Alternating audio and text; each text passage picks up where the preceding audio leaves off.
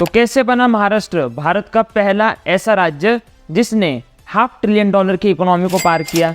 क्या रहा है महाराष्ट्र का इतिहास? कौन से ऐसे सेक्टर है जिन्होंने महाराष्ट्र को बूस्ट किया? महाराष्ट्र ने कौन सी स्ट्रेटेजी को अप्लाई किया?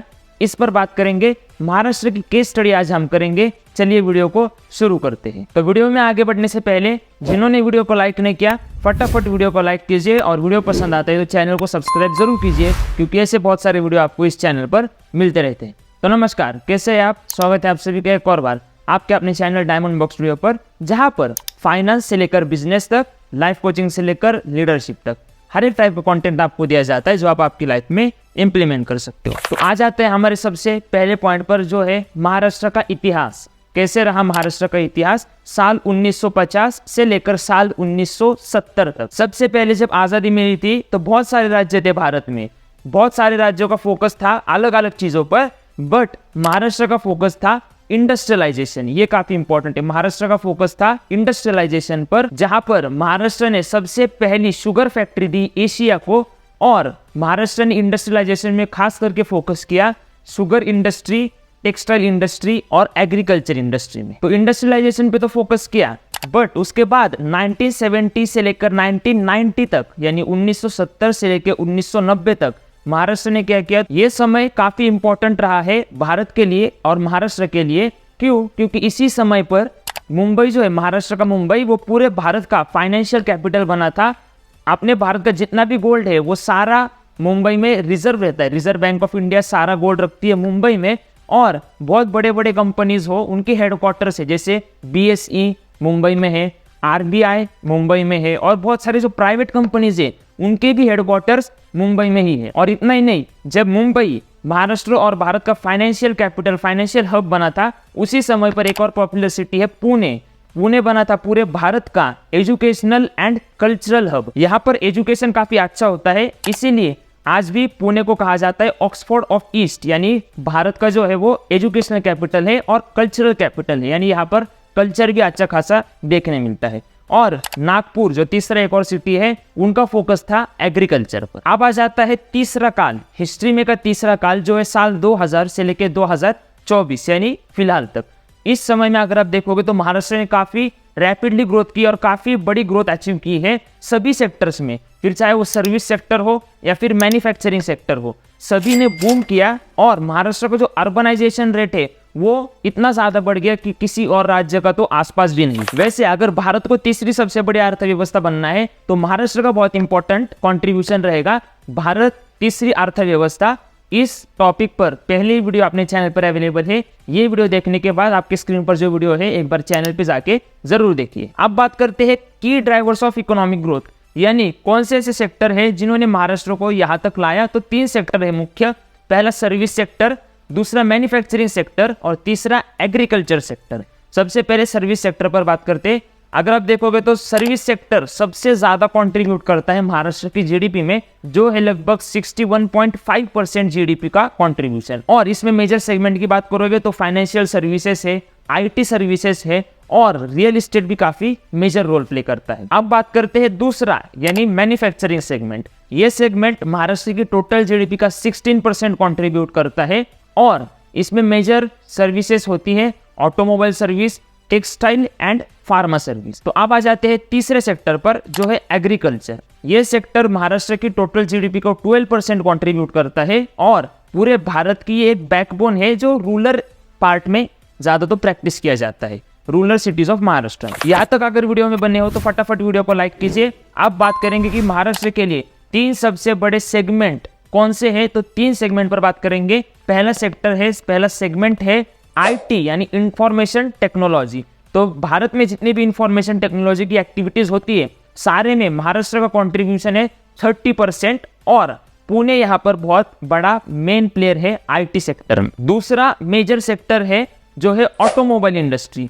इस ऑटोमोबाइल इंडस्ट्री में पूरे भारत का लगभग 35% से भी ज्यादा महाराष्ट्र अकेला कंट्रीब्यूट करता है, और यहाँ पर भी पुणे, नासिक या फिर छत्रपति संभाजीनगर ये काफी बड़े कंट्रीब्यूटर है ऑटोमोबाइल इंडस्ट्री में। अब तीसरे सेक्टर की बात करते हैं, जो है फार्मा एंड बायोटेक। तो भारत में जितनी भी फार्मा और बायोटेक की एक्टिविटीज होती है, उनमें महाराष्ट्र का कंट्रीब्यूशन है लगभग 30 से 35%, एक और बार मेजर प्लेयर कौन है? पुणे और मुंबई। बहुत ज़्यादा फार्मा की एक्टिविटी पुणे और मुंबई में स्पेशली होती है महाराष्ट्र के लिए और भारत के लिए। वैसे तो पुणे बहुत पॉपुलर सिटी है महाराष्ट्र की और पूरे भारत की। यहाँ पर आपको अगर पता नहीं होगा तो बता देता हूँ, पुणे में 300 करोड़ का स्कैम हुआ था, उस पर भी डिटेल वीडियो अपने चैनल पर अवेलेबल है। एक बार ये वीडियो होने के बाद आपके स्क्रीन पर जो वीडियो है, अगर नहीं देखा तो जरूर देखिए, बहुत कुछ सीखने जैसा है। ये सब तो है ही, लेकिन इनके साथ एक और ऐसी चीज है जिसने महाराष्ट्र की जीडीपी को काफी ज्यादा बूस्ट किया, वो है महाराष्ट्र की इंफ्रास्ट्रक्चर डेवलपमेंट। महाराष्ट्र में इंफ्रास्ट्रक्चर की बात करेंगे तो ट्रांसपोर्टेशन इंफ्रास्ट्रक्चर की अगर बात करेंगे तो काफी ज्यादा इन्वेस्टमेंट की है महाराष्ट्र ने, स्पेसिफिकली इन ट्रांसपोर्टेशन इंफ्रास्ट्रक्चर। अगर आपने देखा होगा तो हाईवेज काफी ज्यादा डेवलप हो रहे हैं, उसके साथ पोर्ट्स भी काफी ज्यादा सिग्निफिकेंटली ग्रोथ कर रहे हैं, एंड एयरपोर्ट्स भी काफी ज्यादा प्रोजेक्ट्स महाराष्ट्र में है, जैसे पुणे इंटरनेशनल एयरपोर्ट हो, मुंबई एयरपोर्ट हो, ऐसे काफी सारे पोर्ट्स पर भी फोकस किया है। और इतना ही नहीं बल्कि नवी मुंबई का अगर आप देखोगे तो इंटरनेशनल एयरपोर्ट भी काफी ज्यादा मेजर रोल प्ले करता है यहाँ पर, और मुंबई का ट्रांस हार्बर लिंक ये भी काफी इंपॉर्टेंट प्रोजेक्ट रहा है इंफ्रास्ट्रक्चर में। और इंफ्रास्ट्रक्चर में ही एक और ऐसी स्ट्रेटेजी है जिसने काफी ज्यादा ग्रोथ दी, वो है स्मार्ट सिटी प्रोजेक्ट। अगर 2024 के डेटा के अकॉर्डिंग अगर आप देखोगे तो महाराष्ट्र का अर्बनाइजेशन रेट रहा है 45% से भी ज्यादा। ये इतना ज्यादा रेट है या फिर इतनी ज्यादा परसेंटेज है जो आसपास दूसरे कोई राज्य है भी नहीं, इतनी ज्यादा ये अर्बनाइजेशन की रेट हुई है महाराष्ट्र में। और इसमें काफी मेजर रोल प्ले किया है स्मार्ट सिटी प्रोजेक्ट ने, जैसे पुणे स्मार्ट सिटी प्रोजेक्ट हो, चाहे फिर वो नागपुर का स्मार्ट सिटी प्रोजेक्ट। अब थोड़ा और आगे बढ़ते हैं और बात करते हैं कौन से चैलेंजेस को महाराष्ट्र ने फेस किया या फिर आने वाले समय में कौन से चैलेंजेस को फेस करना पड़ सकता है इस पर। तो सबसे पहले है ट्रैफिक का जो प्रॉब्लम है वो, अगर आप अर्बन एरिया में देखोगे तो ट्रैफिक बहुत ज्यादा होता है, जैसे कि पुणे सिटी हो या फिर मुंबई सिटी हो, इन सिटीज में ट्रैफिक का प्रॉब्लम होता है। उसके साथ पावर सप्लाई की बात करोगे तो महाराष्ट्र में अर्बनाइज सिटी में तो अच्छा खासा पावर सप्लाई है, बट जो बहुत ही पुराने या फिर अनडेवलप्ड रूरल एरियाज है वहां पर इनकंसिस्टेंट सप्लाई होता है, कभी लाइट होती है कभी नहीं भी होती। तो ये बहुत बड़े दो चैलेंजेस रहे हैं। इसके बाद तीसरा चैलेंजेस है लेबर शॉर्टेज का। यहाँ पर जो महाराष्ट्र के लोग हैं वो लेबर का काम करना पसंद नहीं करते, तो यहाँ पर लेबर मंगाने पड़ते हैं, इंपोर्ट करने पड़ते हैं दूसरे राज्यों में से। एक राज्य है यूपी और उनके अलावा बिहार, वहाँ से भी लेबर महाराष्ट्र में काम करने के लिए आते हैं स्पेसिफिकली। और यहाँ पर साइबर सिक्योरिटी की रिस्क फ्यूचर में हो सकती है। क्योंकि देखिए महाराष्ट्र बहुत रैपिडली ग्रो कर रहा है और ऐसे में आईटी और फाइनेंस ये महाराष्ट्र में काफ़ी ज़्यादा ग्रो कर रहे हैं, और इसी के लिए साइबर सिक्योरिटी का भी थ्रेट फ्यूचर में हो सकता है, ये एक मेजर चैलेंज है। और फाइनेंशियल मैनेजमेंट ये तो काफ़ी बड़ा चैलेंज है ही। जैसे ही कोई राज्य ग्रो करता है या फिर कोई भी चीज़ ग्रो करती है, फाइनेंसेस को मैनेज करना बहुत डिफिकल्ट हो जाता है। बट आपकी भी अगर ग्रोथ हो रही हो एंड आपको भी फाइनेंसेस को मैनेज करना इफेक्टिवली सीखना है तो फटाफट चैनल को सब्सक्राइब कीजिए। फाइनेंस का नॉलेज, बिजनेस का नॉलेज और लाइफ कोचिंग का बहुत सारा नॉलेज अपने चैनल पर मिलता रहता है। इसके साथ आगे बढ़ते हैं, कैसे महाराष्ट्र ने जो FDIs है, ओके, फॉरेन डोमेस्टिक इंस्टीट्यूशंस, उनको कैसे अट्रैक्ट किया। तो सबसे पहले महाराष्ट्र का रिकॉर्ड रहा है FDIs को अट्रैक्ट करने का। क्योंकि भारत में जितनी भी इन्वेस्टमेंट होती है FDIs के द्वारा, उनमें से लगभग 30% की जो इन्वेस्टमेंट है वो अकेले महाराष्ट्र में होती है। चलो, तो $5 ट्रिलियन का काम तो हो गया।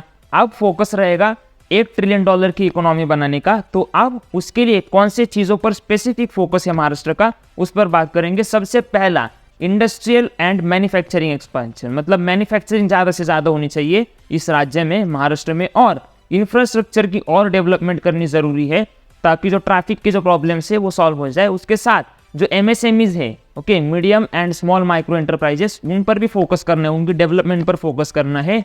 भारत को डिजिटल इकोनॉमी बनाना है और महाराष्ट्र को भी, ओके। उसके बाद स्टार्टअप्स है, जो वेंचर्स है, उन पर फोकस करना है, उनके डेवलपमेंट पर फोकस करना है। उसके साथ रिन्यूएबल एनर्जी, इस पर काफ़ी ज़्यादा फोकस है, चाहे वो स्टेट गवर्नमेंट का हो या फिर सेंट्रल गवर्नमेंट का हो। और सबसे लास्ट में ग्लोबल ट्रेड एंड इन्वेस्टमेंट, ज़्यादा से ज़्यादा ट्रेडिंग होनी चाहिए ग्लोबली महाराष्ट्र से, तब ये जाके 1 ट्रिलियन का माइलस्टोन भी अचीव हो जाएगा। ये वीडियो आपको कैसा लगा कमेंट में हमें ज़रूर बताइए। अपने चैनल पर फाइनेंस से लेकर बहुत सारा कंटेंट है, एक बार ये सारी वीडियोस आप ज़रूर चेकआउट कर सकते हो। फाइनेंस के साथ साथ बिजनेस के भी बहुत सारी वीडियोस है, एक बार ये सारी वीडियोस भी चेक कीजिए। और लास्ट में लाइफ कोचिंग का और लीडरशिप का कंटेंट तो है ही, एक बार ये भी सारी वीडियोस चेकआउट कीजिए। और जो वीडियो आपको लगता है जिस पर वीडियो बनना चाहिए, कमेंट में वो टॉपिक जल्दी से ड्रॉप कीजिए। फाइनली, अगर आप फेसबुक या इंस्टाग्राम पे देख रहे हो तो फॉलो कीजिए, यूट्यूब पे देख रहे हो तो सब्सक्राइब कीजिए। धन्यवाद।